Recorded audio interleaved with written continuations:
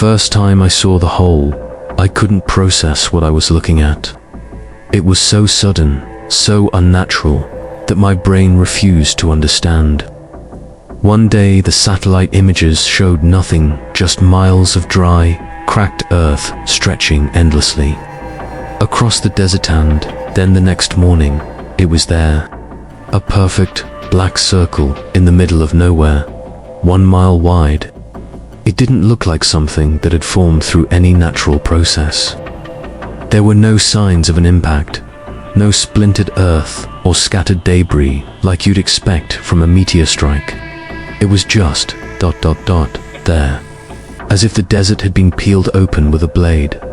I flew out with the survey team the same day we got the alert. Even from the helicopter, the hole looked wrong. Its edges were perfectly smooth, and there was no slope, just a clean vertical drop into darkness. When we hovered above it, the GPS systems went haywire. All signals scrambled, as if the hole was radiating some kind of interference. We tried to measure it from the air, and every single calculation said the same thing. 1 mile wide, not 1.01 miles, not 0.98, exactly 1. No variance. That precision alone was deeply disturbing. When we landed at the edge, it was even more unsettling up close. Standing on the rim felt like standing at the edge of the world. You couldn't see the bottom, not even with powerful lights. We dropped flares, and they never hit anything. They just fell and fell until their light faded into nothing.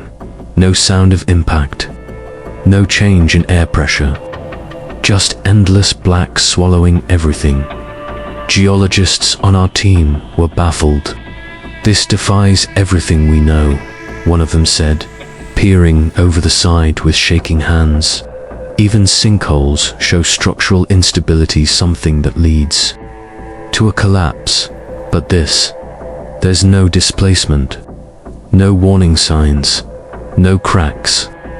It's like this hole was carved through the planet itself." Some of the researchers joked nervously, calling it a portal to hell or Earth's black eye. But none of us were really laughing. There was something deeply wrong about it, something ancient and cold. It didn't feel like a part of the Earth. It felt like an absence, a subtraction, as if something had erased a section of reality with perfect precision. We tried to measure its depth, using a weighted sensor on a kilometer-long cable. It vanished after 10 minutes. 1 minute we were receiving telemetry, and the next, it just stopped. No signal, no tension on the line. It was like it had been swallowed. So we tried again. Same result. This time, the sensor sent back a sound file just before it died. Static. But within that static was something else. A tone, maybe. A voice. It was hard to say. Everyone who listened to it claimed to hear something different. One said it sounded like whispering. Another said it sounded like someone screaming in reverse. I thought I heard my own name.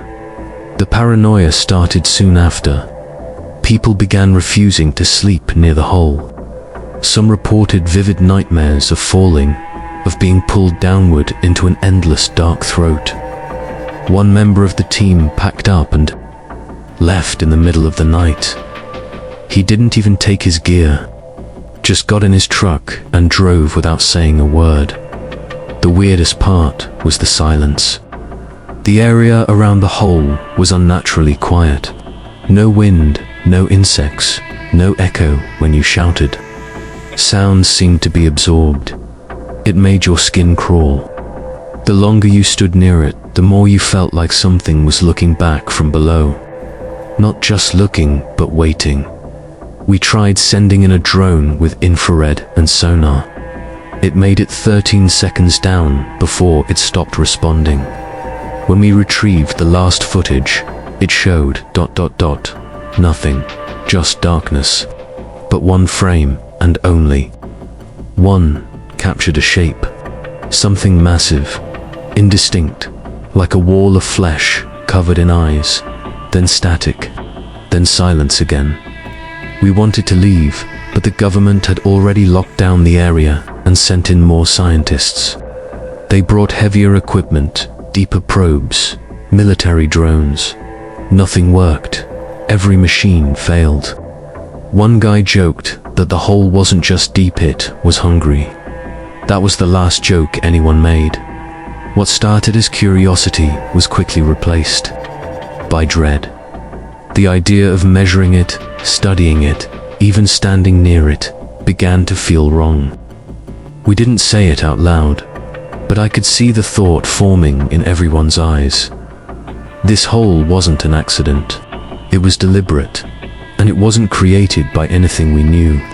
It just opened like a wound, and now it was waiting for something to come through, or worse, waiting for something to fall in. I remember the day we sent the first team down. The desert sun was hot, the wind still, and the sky blamelessly blue, as if mocking what we were about to do. The scientists had argued for days about whether it was even safe, but eventually, curiosity won over caution. A specially rigged, cage-like elevator was built, attached to industrial-strength cables and supported by winches powerful enough to carry a truck. 2 men volunteered to go first. Dr. Evans, a geologist, and Mendez, an ex-military engineer. Both were calm, confident, and convinced they would be back up within the hour. We all believed them. They wore suits lined with sensors and carried oxygen tanks that could last 12 hours. Radios were tested over and over. Cameras mounted to their helmets streamed real-time video. I stood behind the control panel, watching their figures shrink as the cage began its slow descent into the perfect black circle. The deeper they went, the darker it became, not gradually, but suddenly, like crossing an invisible curtain. The moment they dropped past a certain depth, the light from the surface stopped reaching them entirely, as if consumed. At first, everything was normal. Their voices were clear, the camera feed steady. They described smooth walls, no sign of rock, layers or sediment. Just an impossibly clean tunnel, black as obsidian and utterly silent. "It's like we're in a pipe," Evans said. "But it's not metal, it's nothing. The material doesn't register on any scanner." That was our first red flag. The scanners were showing blank readings, as if the walls had no mass, no heat signature, no resistance. One technician whispered, "We're not inside the Earth anymore." At about 500 feet down, the radio started crackling. Not interference, something else. Like whispers overlapping. With static, we couldn't make out the words. The camera feeds began to glitch, flashing odd frames in between the footage. Just 1 or 2 at first, then more. One frame showed a handprint smeared in red. Another showed a strange set of symbols glowing faintly on the wall. The team insisted they hadn't seen anything like that. The feed was showing us things they weren't experiencing, or maybe things that hadn't happened yet. The real panic set in when we lost audio. Their microphones went dead, though the cameras continued transmitting for another few minutes. That's when the flickering frames began to show something else. Something standing below them. A silhouette. At first it seemed humanoid, tall, motionless, waiting. But then it moved. In the flicker of one frame, it looked like it had too many limbs. In another, its face was a blur of shifting features. And then, both feeds went dark. For a moment, we thought it was a glitch. We called down to them, over and over. Nothing. The cable showed no stress, no pull, no drop, just silence. We began reeling them back up. The cage returned 20 minutes later, empty. The gear was still inside.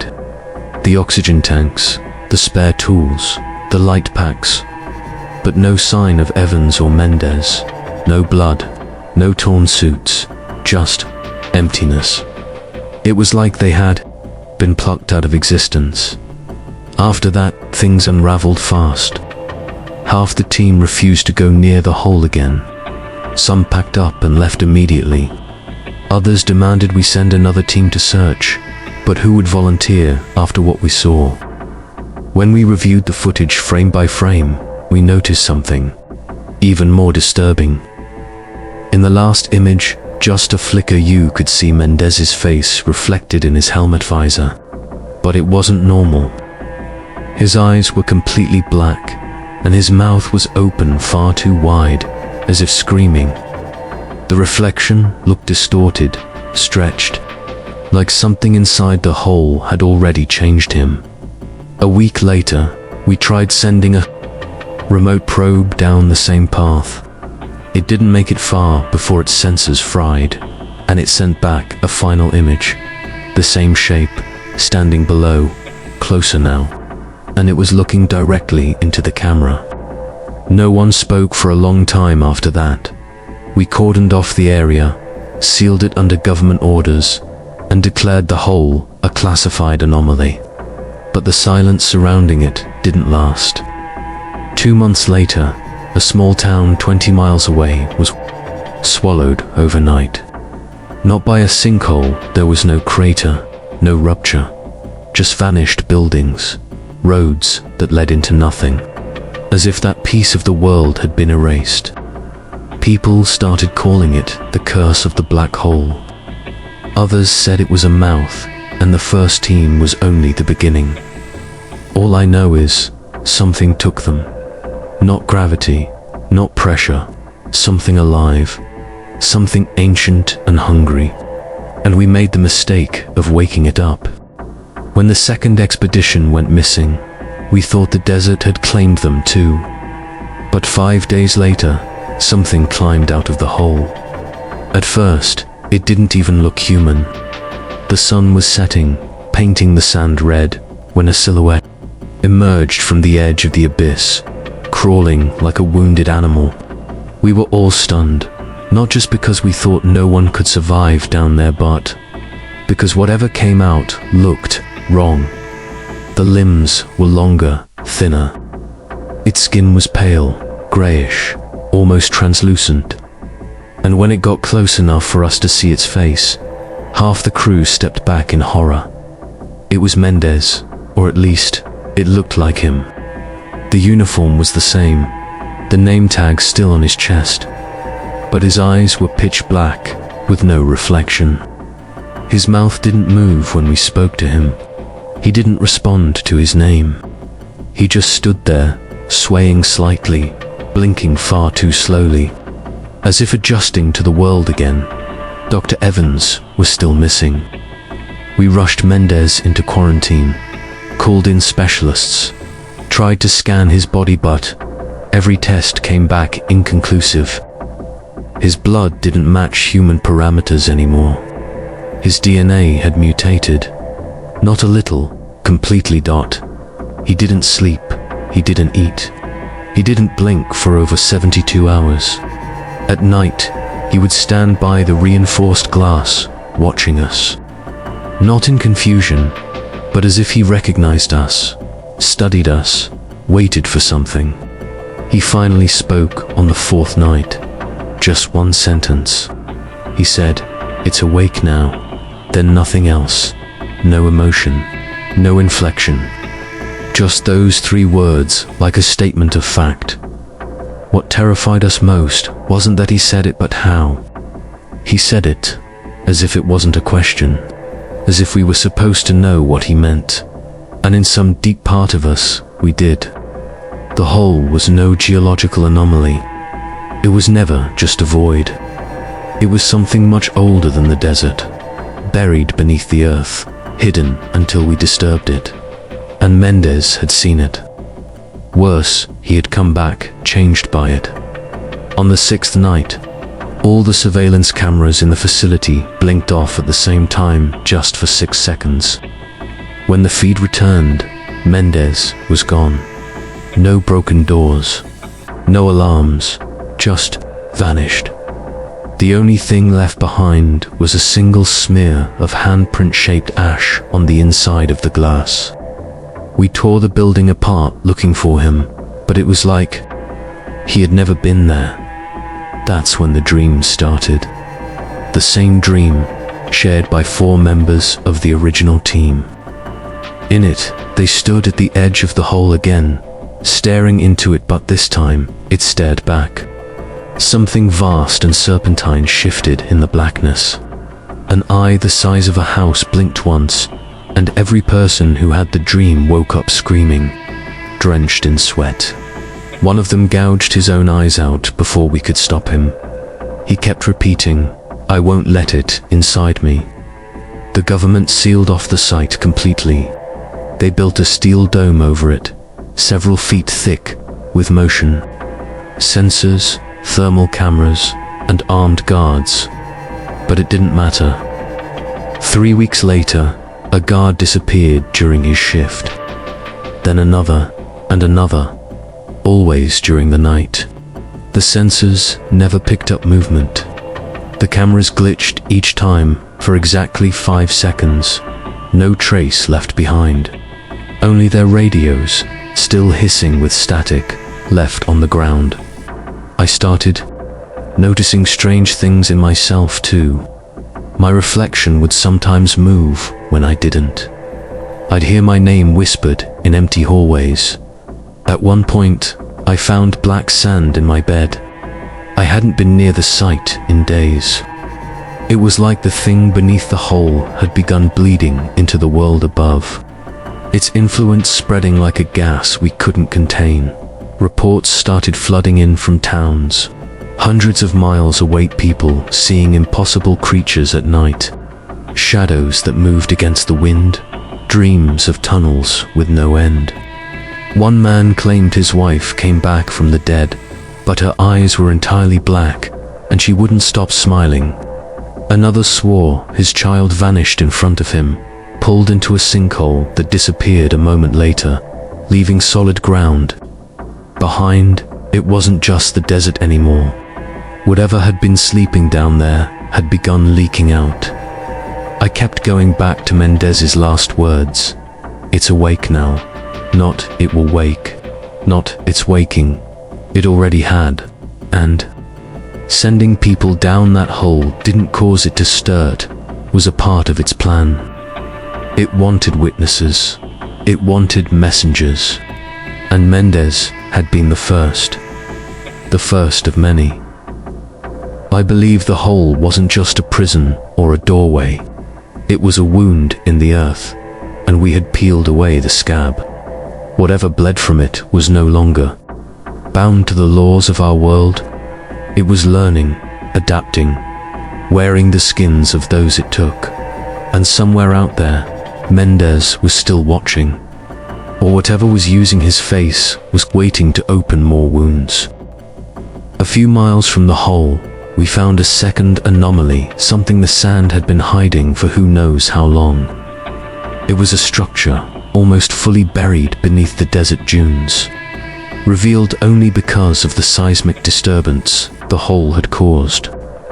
At first, we assumed it was some ancient ruin, maybe a forgotten temple or lost outpost.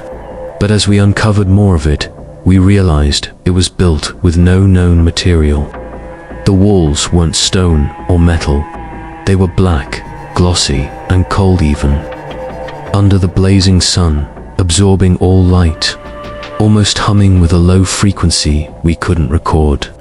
And worst of all, the structure wasn't ancient. It was pristine and touched by time. There were no doors, no windows, just a perfect shape, like an inverted pyramid, half buried in the sand, with its point extending downward. We circled it for days, taking scans, analyzing its composition, trying to determine how it could have survived underground for millennia with no erosion, no degradation. We brought in drones, ground-penetrating radar, every piece of tech we had, but the structure seemed to distort signals.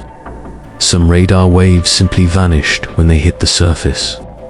Others came back, delayed, twisted, as if the shape of the building bent time and space around it. One day, during a sandstorm, the pyramid pulsed with a deep vibration, strong enough to be felt in the bones. All of our equipment shorted out. The power in the outpost cut off entirely for nearly an hour. When it came back on, one of the researchers' layer was missing. Her footprints were found leading up to the structure, then stopping abruptly a few feet away from the surface. No signs of struggle, no trace of her equipment, just her footprints and silence. We scoured the entire area, dug around the pyramid, drilled into the sand, but it was like she had been erased. The next night, the pyramid made a sound. It didn't come through our instruments, but directly into our ears. Not loud, but invasive, like a whisper placed right at the back of your mind. It wasn't in any language we recognized, but everyone who heard it agreed on one thing. It felt like a command, not a suggestion, a compulsion.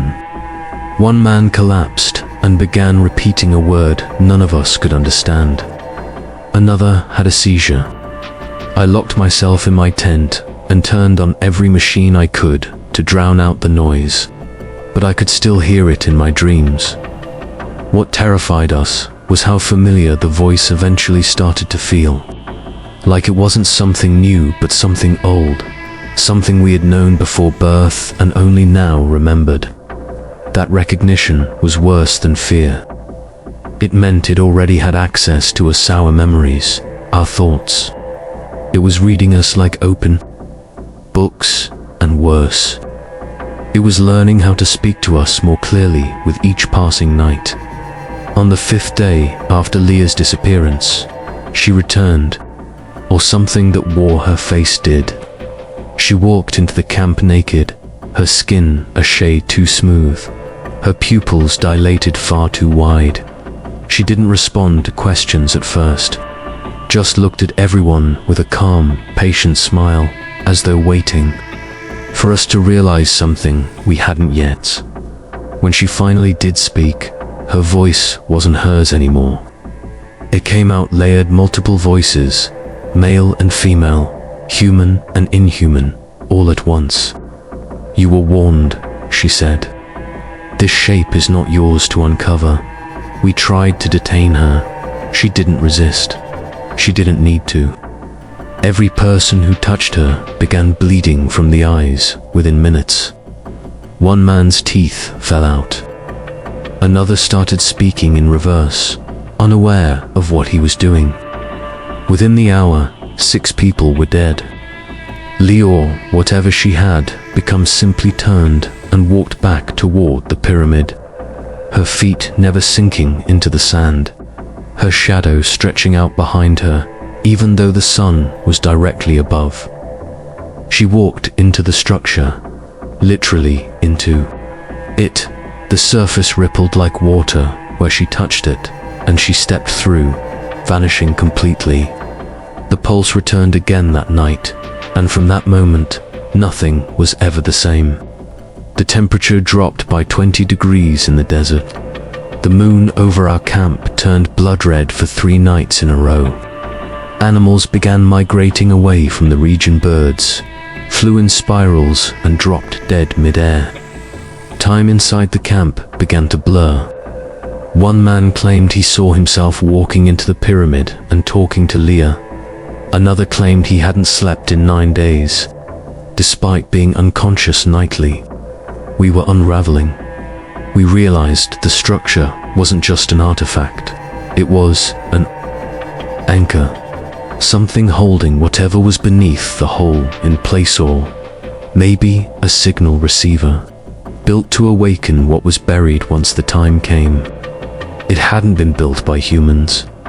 It was older than the desert, older than language, possibly older than Earth itself. And now that we'd disturbed it, we couldn't undo the damage. It was broadcasting again, not in sound or light, but in thoughts, images, instincts. It was rewriting people from the inside. The final message we managed to capture from the pyramid before evacuation was a set of symbols that appeared, etched into our screens, even though no one typed them. They pulsed in patterns. And though we couldn't translate them, we recognized one repeated symbol, an eye inside a spiral. It appeared over and over, across every monitor, even on the backs of our hands when we woke up, burned into our skin as if claiming us.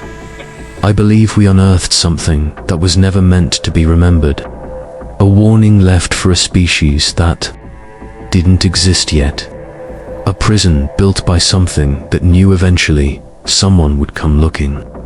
And now that we've found it, it doesn't matter where we go, because it sees us. As we prepared to leave the desert, something impossible happened. The hole began to grow. It didn't widen gradually or collapse at the edges. It expanded in pulses, like a heartbeat. Each time, the sand around it would sink inward with a deep groan, and the darkness at its center would seem to breathe. We had already lost half our team by then, either dead, missing, or mentally broken. The few of us remaining packed up as quickly as we could, but it was too late. The desert had changed. It wasn't just the hole anymore, it was the land around it. The wind stopped blowing, the sun dimmed unnaturally, and the ground beneath our boots began to vibrate, not with tremors, but with something deeper, more alive. We tried to radio for extraction, but all frequencies were jammed with static, not random, but rhythmic, too deliberate to be natural. The static would spike and fade, like someone or something was tuning into us, not the other way around. I played back a recording of the static and slowed it down, hoping to analyze it, but what came out wasn't just noise, it was speech. Buried under layers of distortion was a voice. One word, repeated again and again, return. Not a request, a command. We realized the hole wasn't a void. It wasn't even just an opening. It was a mouth, and it was hungry. A geological camera we'd dropped earlier, strapped to a reinforced tether over a mile long, had gone dark. Hours before, when we tried to reel it back in, the tether came back frayed and melted, as if it had been pulled through acid. No sign of the camera, just the stench of burnt rubber and scorched metal. That was when we understood nothing from our world could survive down there. Whatever lay beneath didn't follow our rules of physics, temperature, or time. It was something else entirely. Alien, not just in form, but in intent. As the hole grew, it revealed layers beneath the sand that shouldn't exist. Fossils of creatures too large to be real, bones shaped in impossible spirals, and structures buried deeper than we could measure, columns, arches, and black spires that rose just high enough to vanish again as the sand shifted. One structure looked like a cathedral made of ribs, another like a staircase leading straight into the dark. The sand wasn't burying these things anymore, it was releasing them. One night, one of our remaining geologists, Mara, stood at the edge of the expanding pit and began speaking in a voice not her own. It wasn't madness, it was clarity. She spoke in a calm, unwavering tone, describing a world beneath our own, where time didn't move forward, and light had a texture that could be tasted. A world that had been sealed away by something ancient, to protect us, but to contain it. Mara said it had never been dead, only dreaming. And now, thanks to us, it was waking up. When we tried to pull her away, she fought us like an animal, screaming in a voice that split into dozens. She clawed at the dirt, shouting that she had to finish the invitation. We sedated her, but when she woke, she didn't remember anything, only that she dreamed of her own body floating in reverse, descending into the hole like a puppet. By the sixth night, the stars began to move. Not quickly, not enough for a casual observer to notice, but we had star charts, and we compared. They had shifted not in orbit, but in alignment, constellations subtly rearranged. The sky was being rewritten, and the worst part, it seemed to reflect what was happening below. The hole pulsed, and a new star blinked into view. Another pulse, another shift, as if something down there was rearranging reality above to match its own. Then the animals came. Not desert creatures, but things from far away. Birds with feathers like polished glass. Insects that burrowed through solid rock. A jackal with two faces and no eyes that simply sat at the edge of camp and stared through us. They didn't attack. They didn't flee. They just gathered, quietly watching the hole, waiting. We knew then that it wasn't about discovery. This wasn't some archaeological wonder or natural phenomenon. We had triggered a ritual, not by design, but by proximity. By seeing it, we became part of it. The hole was never meant to be found. It was meant to call, and once answered, the process could not be undone. On the final day, the sky cracked. Not a metaphor, a long fissure of black split through the air. Above the hole, as if reality itself had torn open. The temperature dropped below freezing in minutes. The sun vanished entirely, not behind clouds, but like it had been erased. We saw movement in the hole shapes climbing upward, not made of flesh or shadow, but something else, something our eyes couldn't fully register. Like absence, given form, we ran. Those of us who could. Some fell, others simply stopped moving, frozen in place as if hypnotized. I don't remember how I made it to the edge of the desert. I only remember that once I crossed a certain distance, the noise stopped. The sky returned. The sun came back. But I know the world is not the same. That hole is still growing, still calling, and something is listening.